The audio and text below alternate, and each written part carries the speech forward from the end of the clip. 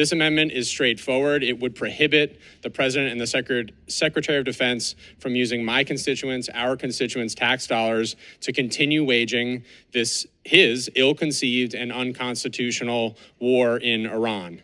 And I think the timing is apt given this week, one of the few times in the history of this Congress, I'm proud that the House in a bipartisan manner spoke with the voice of the people with the War Powers Resolution that passed this week. Also this week, a top economist put the cost of this war to the American taxpayer at $100 billion. Let me repeat that, $100 billion. That breaks down to almost $1,000 per household in just 3 months.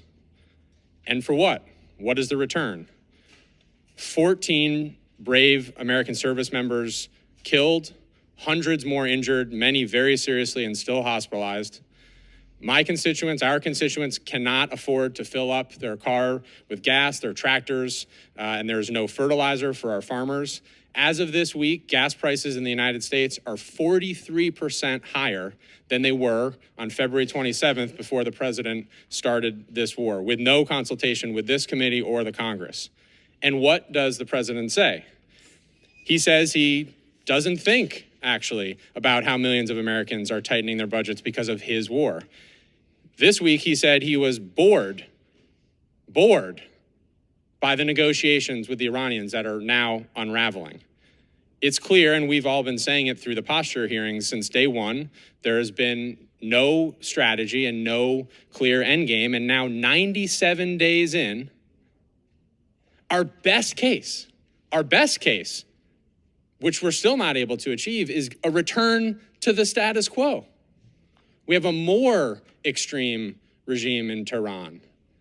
We have a blockade of a blockade with gas prices near $5.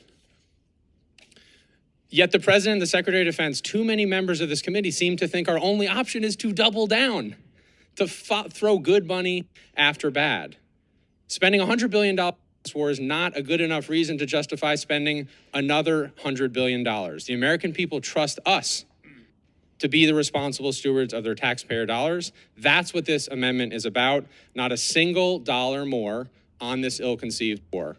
Thank you, Mr. Chair, and I yield back. Gentleman yields back. Chair recognizes himself. As I've